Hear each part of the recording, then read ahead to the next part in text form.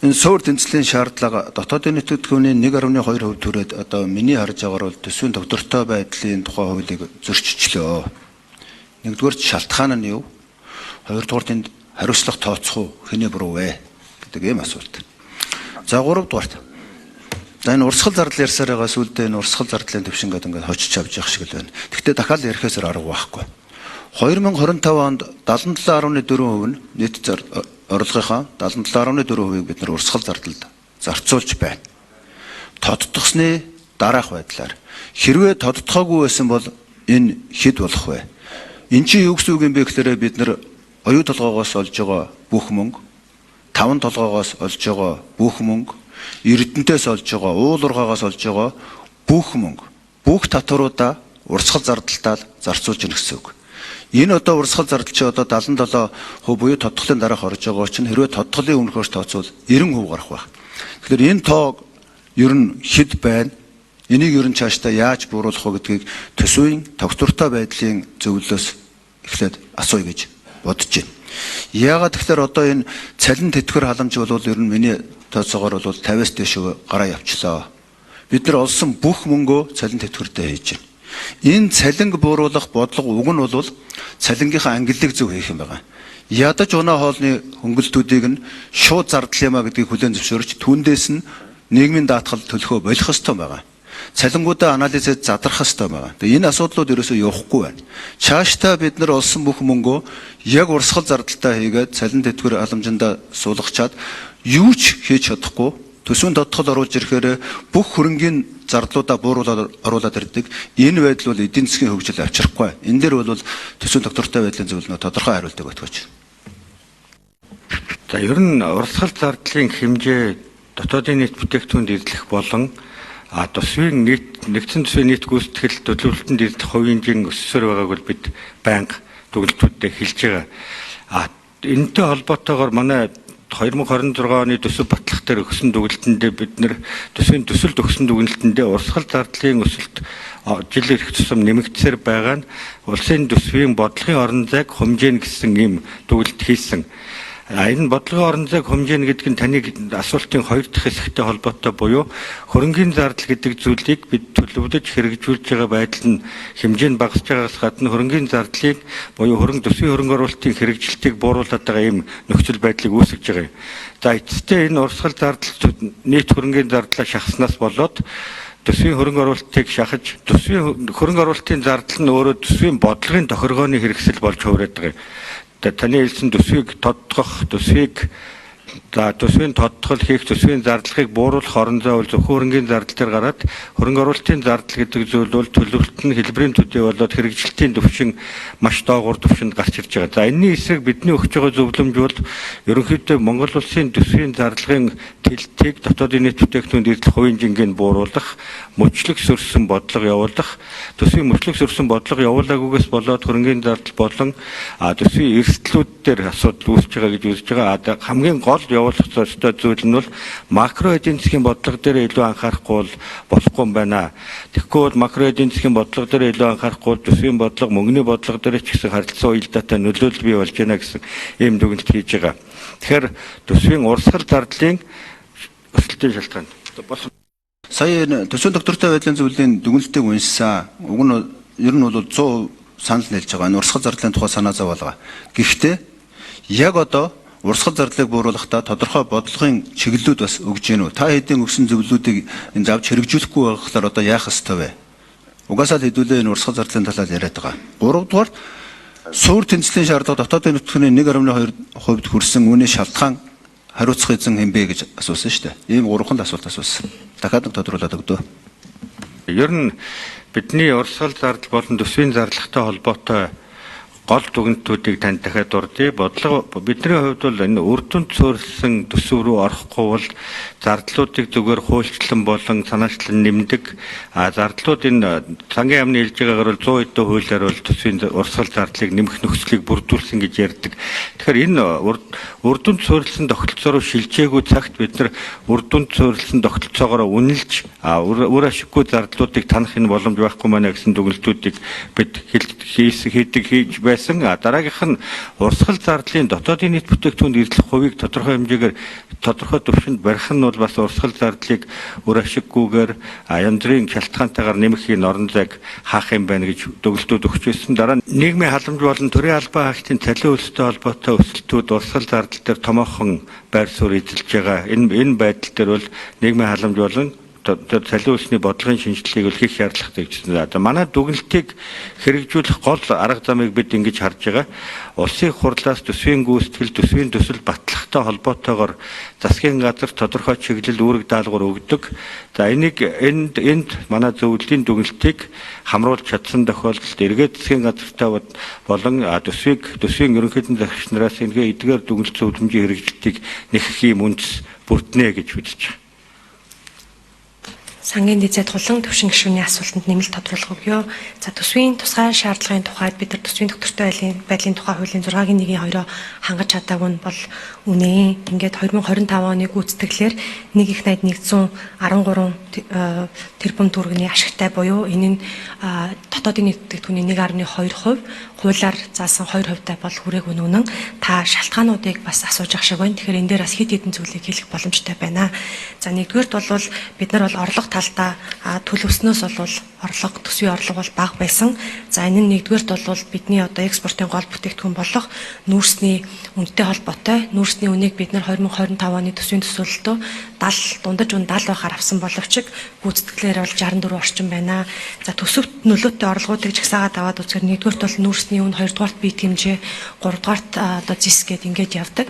За бие хэмжээний тухайд бол бид 85 сая тонн байхаар одоо төсөлсөн үн унсантай холбоотой бас экспортыг эрчимжүүлэх арга хэмжээ авсны үндсэн дээр бас 90 сая тонныг экспортлж ингэж чадсан байна. За нөгөө талаасаа бол бас энэ гадаад дотоод нөхцөл байдалтай холбоотой валютын гадаад валютын албан нөөцийг хамгаалах, за хэрэглээний зээлийг хумих, инфляцийг хумих гэдэг энэ зөвхөн одоо сангийн яам гэлтгүй санхүүгийн доктортой байдал дээр хилцэгддэг энэ бодлогын арга хэмжээг бол өнгөрсөн оны хавраас авч хэрэгжүүлсэн. Үүнтэй холбоотой мөнгөний одоо чанга бодлого төв банкнаас хэрэгжүүлж за мөн хэрэглээний зээлийн үр орлогын харьцааг чангатгах гэх мэт эдгээр бодлогын арга хэмжээ авсны үндсэн дээр одоо хэрэглээний зээл буюу одоо энэ нөгөө импортоор орж ирж байгаа автомашины импорт бол бас тодорхой хэмжээгээр буурсан. За энэний давуу тал нь бол гадаад валютын албан нөөцөд эргээр нөлөөлсөн. Ханшийг бас тодорхой хэмжээнд доктортой барихад нөлөөлсөн.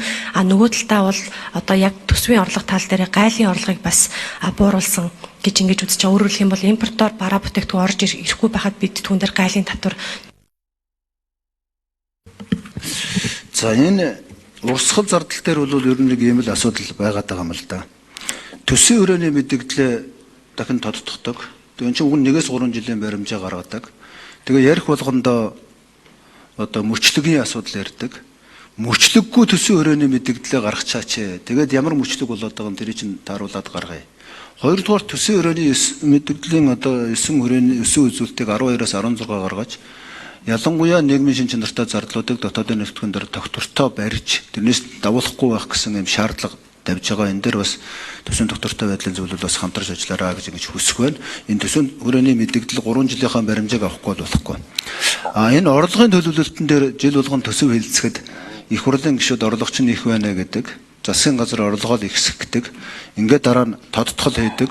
Үр дүнд нь хөрөнгөний зардал бүрж урсгал зардалгаараа явдаг. Ийм л одоо үр дүнд явсан. Яг л одоо саяны асуудал яригдж байна. Тийм учраас дараа нь орлогоо Орлогоос гадна бас нэг нөлөөлөд байгаа зүйл нь төсвийн тухай хуулийн 52-ийн 7 орон нутгийн төсвийг дунд хугацааны төсвийн хүрээний мэдээлэл тухайн жилийн төсвийн хуульд нийцүүлэн алдагдaltaгүй төлөвлөж баталж хэрэгжүүлнэ гэсэн заалт 57-гийн 3 буюу орон нутгийн төсвийн урд даны үлдэгдлээс санхүүжүүлэх зарлагыг төсөв тусган баталж хэрэгжүүлэх ба зарлага санхүүжүүлэх их усүрээсээ хэтрэхгүй байна гэдэг энэ хоёр заалттай бас их холбоотой байнамаа. За тэгээд ингээд үзэхээр 2025 он дээр бид нар орон нутгийн одоо төсөв дээр бол 500 тэрбум төгрөгийн бас алдагдaltaй гүйцэтгэлээр гарсан. Энэ нь бол урд он санхүүжүүлээгүй төслөө одоо дараа оны алдагдал руу ингэж чирж оруулаад байгаа ийм асуудлаас бас давхар үүсэж байгаа гэдгийг хэлье. За 2025 оны тухайд одоо суур орлого зарлагыг бол 6.9 их найдаар орон нутагт төлөвлөөд энэ тэнцэл нь тэг байгаар оруулсан боловч иргэдийн төлөөлөгчдийн хурал дээр бол орлогыг 1.5 их найдаар зарлагыг 3.8 их найдаар баталж нийтдээ бол 2.2 их найдын алдагдaltaй байхаар бас. За энэ орон нутгийн төсвийн асуудал дээр бас яг эрх зүйн асуудлыг ярихгүй бол орон нутгч одоо нэгдүгээр хөрөнгө оруулалт хийх эрхтэй байх ёстой. Тэгвэл хэдийн хэмжээний юмд. Тэгээд тэр хөрөнгө оруулалт хийх тэр аллагдлаа нөхөх одоо боломж нь өөрт нь бас эдийн засгийн хувьд байх ёстой. Тэгээд энэ эрх зүйн зохицуултыг хийчихгүй нэг бол 100% хаачих гэдэг. Үгүй бол одооных шиг ингээд улсын төсөвдөд дарамтлах хэмжээний алдагдал батлаад ингээд цаашаа энэ чинь одоо улсынхаа эдийн засгч гэсэн хүнд байдалд оруулах гэж байгаа. Энэ дээр эрх зүйн ямар бодлогын арга хэмжээ авахар төлөвлөж байгаа. Ер нь цаашдаа энийг яаж зохицуулъя гэж бодож байгаа. Саяын тэр тоомоо наашин цааш нь болгоод ингээд энэ удаагийн 25 оны гүйцэтгэлд нөлөөлж гинэ гэдэг бол зүгээр хэлбэр тал шүү дээ. Цаашдаа бид нар энэ орон нутгийн төсвийг ялангуяа орон нутгуудыг бол эдийн засгийн хувьд бие даалгасан. Тэгвэл улсын төсвөө улсынхаа эдийн засгээс өргөжтгөх хэмжээнд байлгах тэр бодлого нь юу юм? Ер нь сая төсвийн тусгай шаардлагад хангахад орон нутгийн төсөв дээр үүсэж байгаа харилцаа нь төсвийн тогтвортой байдлын тухай хууль бусад хууль тогтоомжоор заасан шаардлагуудыг зөрчигдөд нөлөөлж байна гэсэн ийм дүгнэлт үндэсний аудитын газар за энэ сангийн яамнаас бол энэ дээр 25 оны хэрэгжиж байгаа энэ суурь тэнцлийн тусгай шаардлага хадлагдахад энэ асуудал нөлөөлж байна. За ингээд энэ нь бол 25 оны нэгдсэн төсвийн гүйцэтгэлээр орон нутг дээр 500 тэрбум төгрөгийн ийм алдагдал үүссэн. За энэ дээр бол нийслэлийн алдагдал бол гол нөлөөлсөн байна.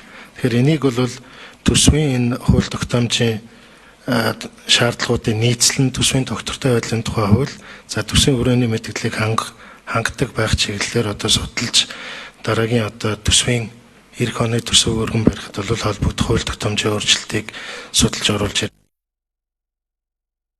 Тэгэхээр ер нь бол төсвийн төлөвлөгөө гүйцэтгэлийн зөрүүг бууруулах ажлыг санаачилж хийх хэрэгтэй.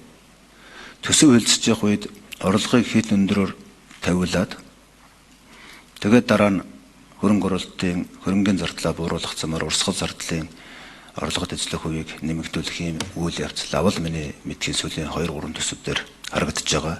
Тийм учраас энэ хариуцлагын асуудлуудыг ярих ёстой. Ер нь бол төсвийн хүрээний гүйцэтгэлийн зөрүүг дээр PFI-гийн 5% босхын хэмжээнд хүргэх. Энээс илүү гарах юм бол хариуцлага тооцдог болгох зайлшгүй шаардлагатай байгаа. За хоёрдугаар тэр суурь тэнцлийн шаардлага төсвийн хүрээний сахилга батыг бэхжүүлэх хүрээнд одоо ажил хийхгүй бол болохгүй. Үүнийг бас тогтоолын төсөлд зайлшгүй оруулах ёстой.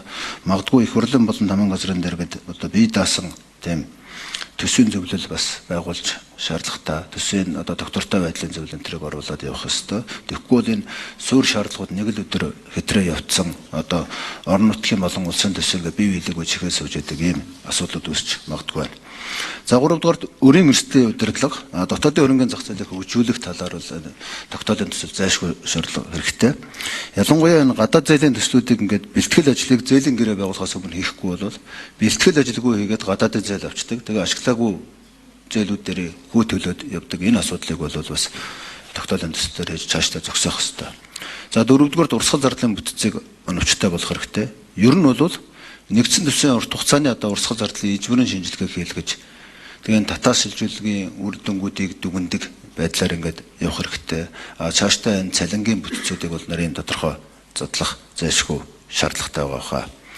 За 5-р төсөв хөгжлийн төлөвлөлтийн уялдаа болон үр дүн цөөрөлсөн гэдэг. За манай хэд ч бас ярьж лах шиг байна. Үр дүн цөөрөлсөн төсөвлөө шилжихгүй төдөлөө болохгүй нэ гэж энэ нь бол оруулах ёстой. Тэгвэл FIFA болон OECD-ийн зарчимд нийцүүлээд тэгээд энэ төсвийн уялдаа гүйцэтгэл үр дүнгуудыг одоо хийж үр дүн цөөрөлсөн төсөвлөлтийн хүрийг одоо яг ингэж бүрэн нэвтрүүлэхгүй бол энд яг хэсэгчилсэн байдлаар бол энэ төсвүүд яваад байна гэдгийг бол бас хэлье. Төсвийн дунд хүрээний хугацааны төлөвлөлтийн төсвийн хүрээний мэдээллийг нийгмийн халамжийн шин чанартай болон тодорхой төрлүүдээр дотоодын нэвтрүүлгийн эзлэх хуваар нь яг тогтоож өгөөд тэрнээс дээш гарахгүй гэдэг байдлаар илүү бэхжүүлж хамгаалахгүй бол тодорхой нэр төрлийн урсгал зарлууд нэмэгдсээр л байгаа. Тийм учраас энэ цалин, халамж, бусад бүх төрлийн зарлуудыг хийж төсвийн хүрээний мэдээллийг 15-аас 17 үзүүлэлттэй болгож дахиад тодтгол хийдэггүй болгох ийм эрх зүйн зохицуултыг авч ийж одоо энэ төсөвч нь өөрөө гүйцэтгэх сайтай болох